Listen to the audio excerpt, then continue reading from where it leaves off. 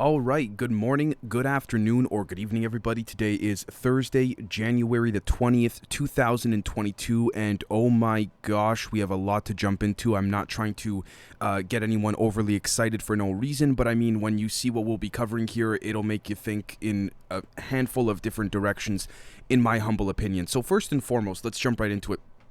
In Germany, the Berlin public prosecutor is investigating Vice Chancellor Habeck, Foreign Minister Baerbock, and all members of the Green Party's Federal Executive Committee on suspicion of embezzlement. These officials are accused of embezzlement in connection with Corona bonus payments in 2020, Spiegel reports. These bonuses were actually intended only for Corona heroes, such as caregivers, and not for politicians. Seems like they pocketed it themselves. Let's see what happens with respects to the conclusion of this investigation. So we'll be following up with that. Doesn't surprise me, of course. Embezzlement, it's a time-old thing, whatever you want to call it, cheating, embezzlement, laundering, whatever it is, corruption, lobbying, it's nothing new.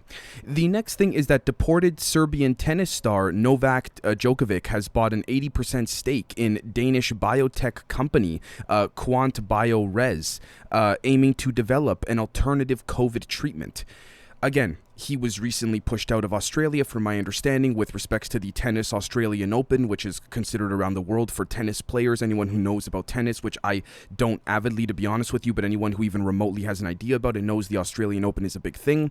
So again, I could see this as a chess game in his view, and I understand that. You know, he's being pushed out. He's like, okay, you know what? Screw you. I'm going to invest the money that I do have, which I imagine are in the millions of dollars, into this particular company here that, again, aims to, develop an alternative COVID treatment. So clearly Mr. Djokovic is not just resting on his laurels, he's actually following through with respects to taking action of some type of alternative treatment. The next thing is that Bill Gates advocates for aggressive policies and carbon taxes to drive demand for, quote, clean products at Klaus Schwab's World Economic Forum.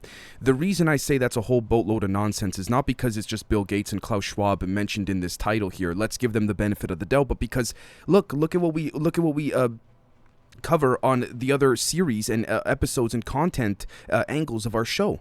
They have the tech to resolve these issues. We know they do. And even if they don't, we know they're secretly working on it. But even then, let's be real. Like, honestly, I'm not trying to push my perspective onto anybody, but and then they come out and say these things, oh, we have to do this, we have to do that. I get it. It's not as black and white as let's bring all the tech out. But at the same time, it may be complicated and not as black and white because of people like Klaus Schwab and Bill Gates. So again, decide for yourself, folks. I genuinely mean that.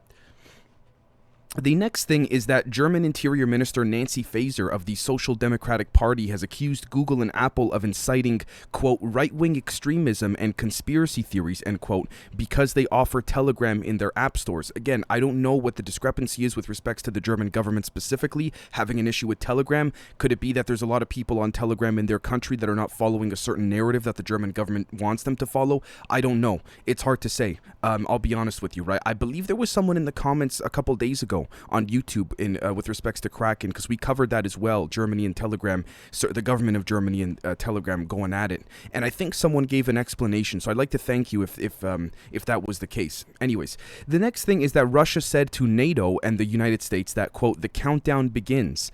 Russia's basically given the United States an ultimatum. Now, this is why I said wow at the beginning of today's KRAKEN, because we'll see here. Again, a lot of moves are being made against the United States, not just from Russia. So if we see, for example, speaking of which, North Korean leader Kim Jong-un has ordered Politburo to reconsider relations with the U.S. and vows preparations for, quote, long-term confrontation, end quote. For those who don't know what Politburo is, I did a quick search before recording this, and apparently it has to do with a governing body within an authoritarian state, from my understanding. But actually, you know what? I just want to make sure that we have that correct. So let me just search it up real quick. Politburo definition. This seems to be the chief political and executive committee of a communist party, the governing council of the Communist Party of the Soviet Union and other Leninist political systems.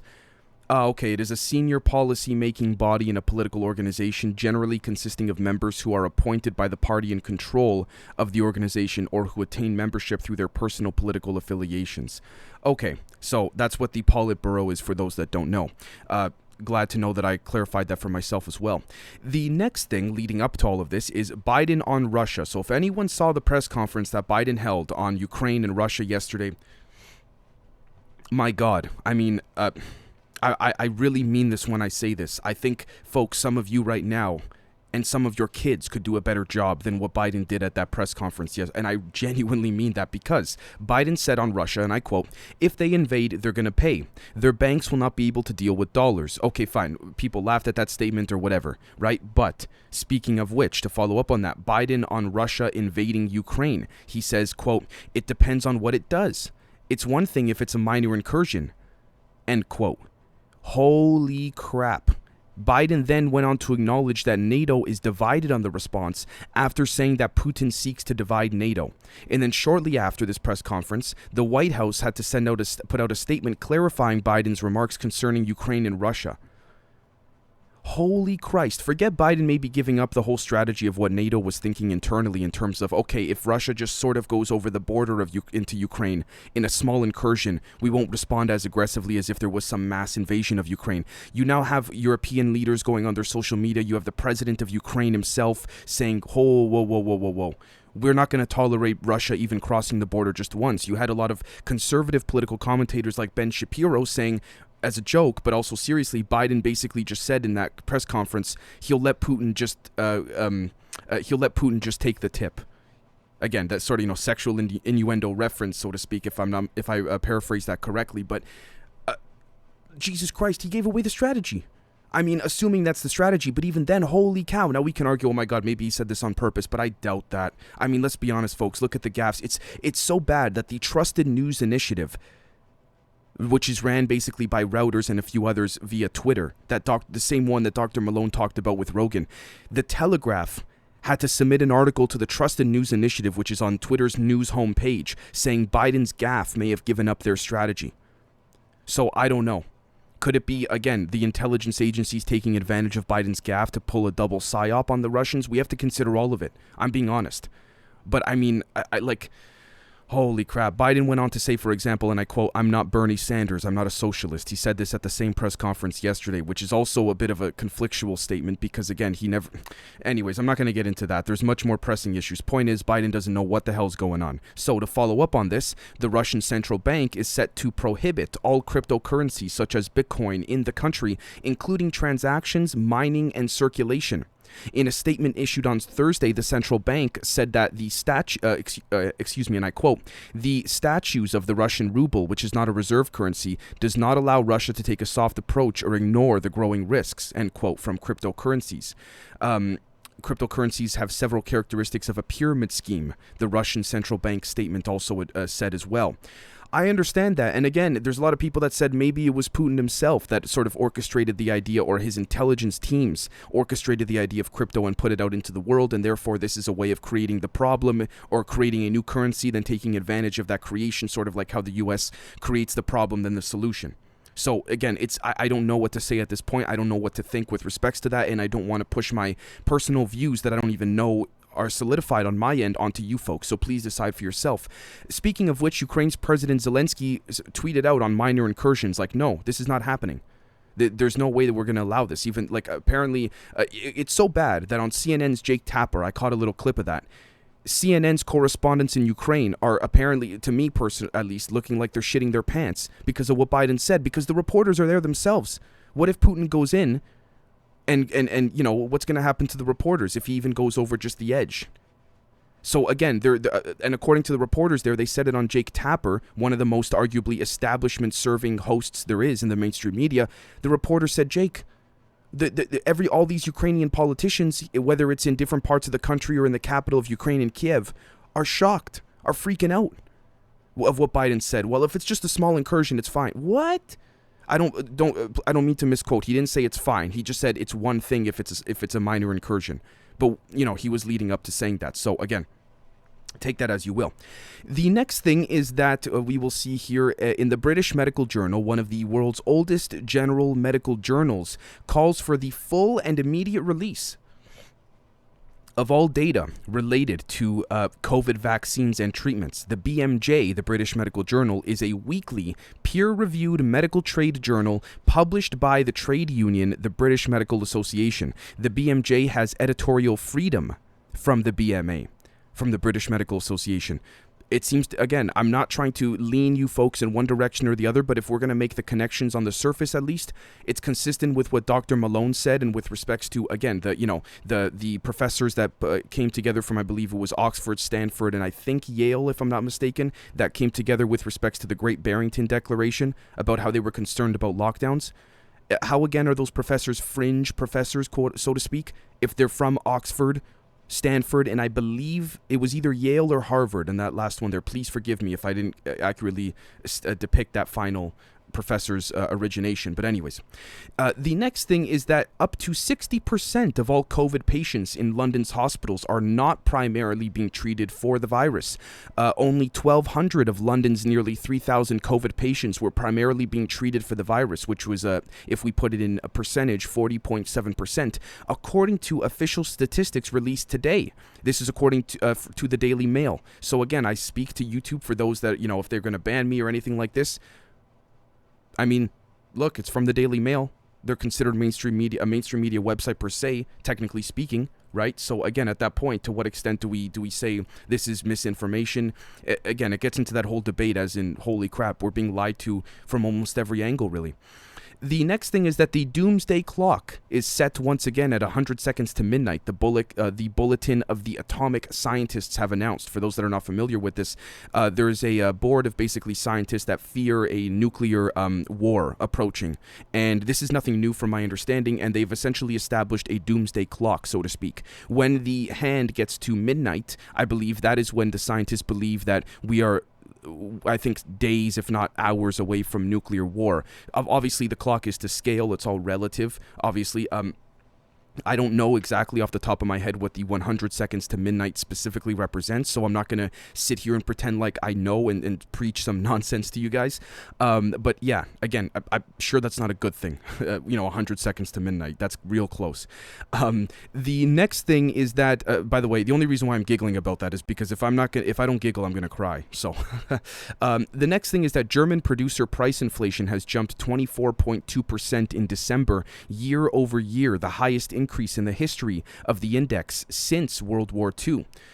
I'm not an economist, and I truly believe that it is up to each and every one of you to decide for yourselves what you think of statements like that. I really do. Not just because I'm not an economist or a statistician. I don't deal with statistics all the time, but the more I do research, folks, the more I realize more and more. I know it's easier. It's always been easier said than done.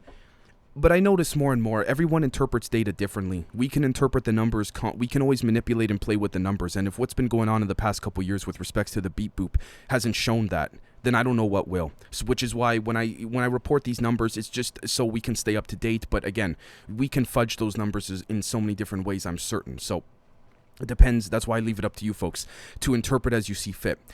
The next thing is that Russia's Sputnik V shows higher Omicron antibody levels than Pfizer's mRNA vaccine in preliminary studies, according to Reuters, which is ironic considering, Reuters. And again, I know they got appear to play down the middle, an unbiased view on the surface level of things, but seeing how Reuters is so tightly ingrained within Western establishment, I'm surprised that this is even being put out there, but maybe it's because the data is truly undeniable, so they have no choice.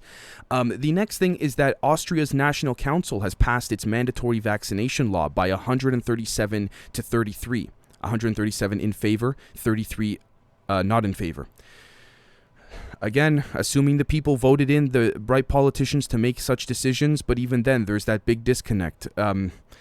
Again, I have to be consistent. If this is what the people want, so be it. But we got to make sure that's what the people want, right? Especially when you make a decision so solidified as this. The next thing, speaking of which, is that France's vaccine passport will come into force on Monday, announced Prime Minister Jean Castex. I hope I said his name right. Unvaccinated are to be banned from most public venues. Again, I gotta say, I feel like I can chime in on this just because I've seen firsthand the footage on the ground of the vast amounts of people protesting. This is insane. Macron seems to be not letting up, And we'll follow up on this very closely, very strongly, and very avidly, folks, because I don't know what's going to happen from there. Jesus, I hate to even consider it, but it's possible violent outbreaks will start, and then they may have to reverse this. I don't know. Or people may go along with it, but I doubt that.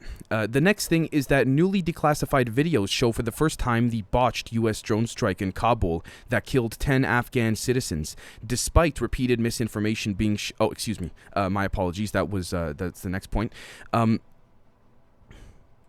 Yeah. And the New York Times reported it. This doesn't look good on the Pentagon, the DOD, the Biden administration, and this is just the stuff we know about. Wait until we start finding out about the stuff... yeah. I think you folks know where I'm going to go with that, so we'll leave that there. Absolutely terrible. Again, the only people that suffer are the innocent ones, regardless of the country, regardless of the religion, regardless of the culture. Let's look at this human on human, folks, right? The next thing is that despite repeated misinformation being shared online about the Great Reset, this sustainability plan proposed by the World Economic Forum is not a secret plot to end private property or create a totalitarian state. This was on the front page of Twitter's Trusted News Initiative news site, essentially being pushed out by Reuters, if I'm not mistaken as well, again, which we would expect. It's gotten to the point where even the average person is questioning, hold on, is this Great Reset, Klaus Schwab, World Economic Forum really some type of conspiracy? And they have to come out and fully say it because, again, we have people like Joe Rogan, Eric Weinstein, think of them what you will, as controlled opposition or not, questioning all of this. We have to also argue that is it possible that this front page expose on Twitter is sort of a reverse psychology, if you will, again, throwing it right in our faces. You got a lot of people replying to these tweets on Twitter saying, no, it is a plan by the WEF to end private property and create a totalitarian state. It is. Just because you look at what's happening around the world. So... now, of course, you can't directly link them to that. They'll say, what are you talking about? We have nothing to do with the supply chain issues, yada, yada, until you realize that people like Klaus Schwab, Bill and Melinda Gates, people like the Jeff Bezoses of the world, the Leon Blacks, it all comes down to the same controlling bodies. Yes, they are different factions, in my humble opinion, but they still control way more than what they should.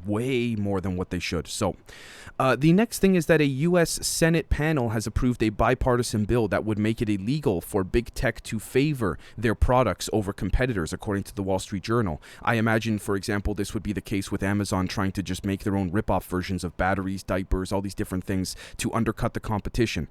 So they're making money in both ways. Again, I am a big capitalistic person, and I do believe a conversation and a debate, a very strong one, needs to be had as to where you draw the line between market manipulation and control and free market capitalism. So I don't know where I stand on this, simply because I don't know myself where I stand in mediating capitalism versus regulatory implementation, regulations, right? So I'm going to leave that there for now, simply because if I don't have an opinion, I don't want to just make one up for the sake of saying, oh, I got one.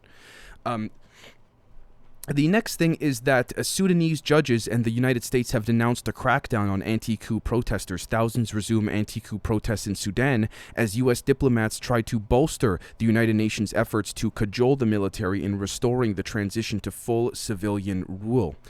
I mean, this is an intelligence op. I'm going to be straight with you guys. I'm not even going to go into extrapolate because we don't even know. Again, it's hard to tell. There's too many moving parts, in my opinion, to even we can make a speculation, and even if we're semi-accurate, by the next hour, things could change. So we got to keep that in mind, right?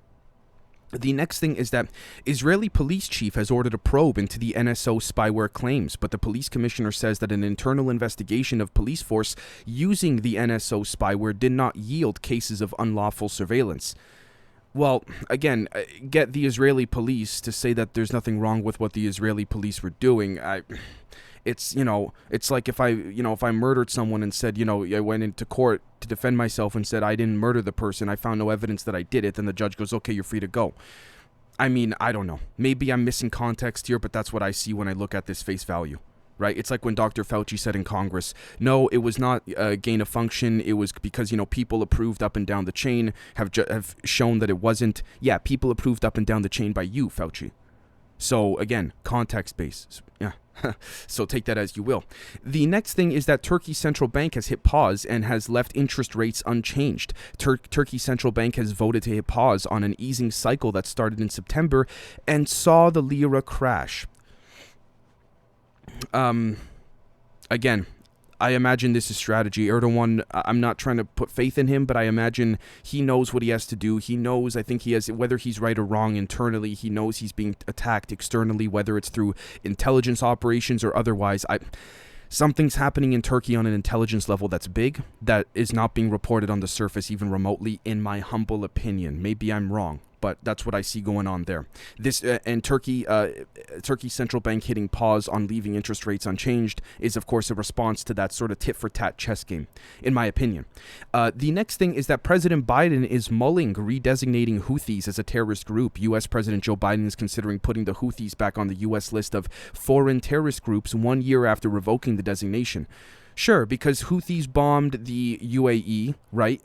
Certain parts of the UAE that, again, we have to understand, the connections with respects to oil and all this stuff there. And, again, Biden probably just got out of bed from his nap very quickly to sign off on it or mull it over and then went back to sleep. And I'm honestly not trying to be a joker like everybody else, but guys, I mean, look at his conference yesterday. How the hell can we expect him to make these decisions with respects to designating Houthis as a terrorist group? It's his team doing it. It's his team. So when I see this, guys, if I'm being completely honest with you, I mean, he's just catering to the oil guys, essentially, in my opinion, assuming I'm not missing context here. Just my opinion, but how convenient that he's considering doing this. I thought that the UAE were not particularly our friends per se, but the next thing, and by the way, when I say the UAE, I'm not speaking of the people, I'm speaking of the regimes. I know a handful of people from the UAE, and I really mean it. Some of the nicest people I've ever met, some of the most smiling people, really. Just the people that I know from the UAE, they tend to smile a lot. It's just, great energy about them. The next thing is that dozens killed at a religious event near Monrovia in Liberia stampede. Police say that at least 29 people were killed in the disaster in a suburb of the Liberian capital, but there are fears that the toll could rise. Again, I don't know if there was an intelligence operation here. Were there direct energy weapons used? If that was the case, the problem is that we won't find out. We probably will never know. So I don't know what to make of this with respects to formulating an opinion. We don't have context, in my opinion. So the next thing is that Africa's CDC chief calls for COVID vaccines with longer shelf life. Yeah, no duh. John Kengasong, hopefully I pronounced his name correctly, says most of the millions of expired doses in Africa were donated by individual countries or via COVAX and arrived with, quote, very short notice, end quote. Of course, because not that much money could be made there, because at the same time, the people there were already taking a couple things starting with an H and with an I for previous issues prior to this whole pandemic. And for those that may not know what I'm referring to when Malone brought this up on Rogan. I just don't want to say it because of YouTube, these guys. I don't want to get nabbed again just before the weekend. But I think you folks know what I mean in that regard. So obviously, no wonder Africa is not a key interest of these corporations in Europe and the West, right? And Australia, New Zealand, the whole thing there. The next thing is that the DR Congo convicts have been sentenced to 15 years over jail rapes. 56 women were repeatedly raped during a 3-day mutiny at Kasapa jail in Lubumbashi in September 2020. Yeah, again, just like with everything else, I see this as human on human. Whether you're in jail, whether you're not in jail, that is absolutely disgusting. Depraved, absolutely atrocious. Again, the laws of the DR Congo have spoken, presuming these were the individuals that did the raping and all that. Again, trying to play it down the middle, not trying to defend the women nor the men that did the raping, just trying to do this from a right down the middle stance, presuming this is exactly how it went down. I don't see personally, not trying to take an emotional response, but I don't see anything wrong with, again, having to deal with the consequences of your actions. That is absolutely disgusting in my opinion, presuming this is reported accurately. Right, so the next thing is that, let's see here, in Pakistan, a deadly bomb blast has targeted Lahore's shopping district. At least 2 people have been reported to have been killed so far and 26 injured in the incident. Lots of bombs going off in Pakistan. I'm starting to think there's some very covert intelligence operation occurring, even more so covert for the intelligence community. This is interesting. and I don't mean to jump to intelligence operations immediately all the time, but I mean, something doesn't sit right here. And I'm not trying to just make vague statements regarding this, but I mean, take a look at Pakistan's history in the past couple months. It's like it's like a body of something is trying to go for someone. I don't know. That's just my take. The next thing is that Barbados' prime minister has hailed the governing party's landslide election in its victory. Mia Mottley's Labour Party won all 30 legislative seats in Barbados' first vote as a republic. Preliminary results show, again, presuming this was done appropriately relative to the rules made for Barbados, fantastic. I mean, this is great, presuming that, again, the people put into power that are about to come into power don't muck things up. I know humans are not perfect, but what I mean by muck things up is come in with a negative intention to screw over the average everyday person within Barbados overall. Right? So, I mean, great to hear. Let's look at this glass half full, because why not? At least for now. The next thing is that in Brazil, police are launching a major operation in the impoverished Rio favela. More than 1,000 heavily armed police have occupied Rio de Janeiro's Jacarecino neighborhood. Hopefully I didn't butcher that. Please forgive me if I did. Where a raid in May killed dozens. I wonder if this is cartel related. I don't know if they're saying what this major operation is for. Again, speculation, so I'm just going to leave that there. But I will say these guys don't mess around in my humble perspective. I know some people that have lived in Brazil for a handful of years, and they told me, they go, Dave, when they come in, especially into the favela, they don't, when the police come in with those tanks and stuff, they don't mess around. They bring in tanks, So, again, take that as you will. The next thing is that ex-Pope Benedict has been accused of inaction in sexual abuse cases. Long-awaited report says that Joseph Ratzinger failed to act on instances of alleged misconduct, while Archbishop of Munich and Freising. Yep. Doesn't surprise me. I mean, you could just look at his face and know the guy's, in my humble perspective, again, I don't want to push my opinion onto you, but that ex-pope, holy crap, if that guy's not the face of the total opposite of what the Vatican's supposed to be, then I don't know what is. So, and that's a whole other thing too, the Vatican in and of itself, right, relative to the individual of the Pope. But anyways, the next thing is that North Korea may resume nuclear long-range missile tests, according to its state media. Pyongyang has blamed U.S., quote, hostility, quote, as experts warn of return to a vicious cycle of provocation and sanctions. It's a chess game. The only ones that are going to suffer are the animals that suffer from these bombs being dropped into the ocean. The people like you and I that may experience some type of residual effect in some way, or maybe not, but there may be, again, we don't know if our governments will use this sort of, thing with Ukraine and North Korea to justify something just to profit more, when really they just made up the crisis themselves. I'm not saying the crisis itself of North Korea and Ukraine, but using those crises to create what I would call sub-crises, right? So again, reflexive control theory, or Noam Chomsky's manufacturing consent, for those that have not heard of it, either of those two.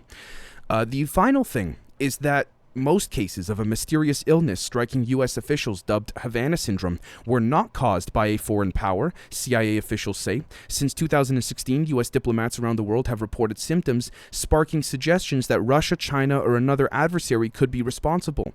But a majority of 1,000 cases looked at by the CIA can be explained by stress or natural causes, officials say. Bullshit. That's just my personal opinion, folks. Bullcrap. I don't. No. This is just me going off of pure emotion, my gut, nothing statistic or factual.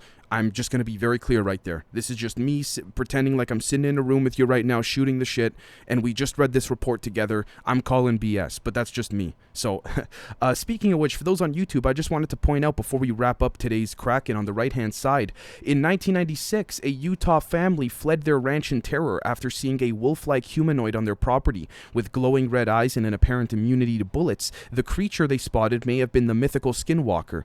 Again, you see that face right there, folks, for those on YouTube here who've decided to stick around to the end? I don't know, pretty neat. It would seem to imply, again, the science that, I know this is a Kraken episode, so I won't go too far down the rabbit hole, but the science that these beings are getting closer and closer to our density because of things like, us dropping nuclear bombs and many other apparatuses that are taking place. Anyways, with that being said, that's it for today, folks. I would like to thank you all so very much for tuning in to listen, whether it's on video or audio, and we will catch you all very soon. Cheers.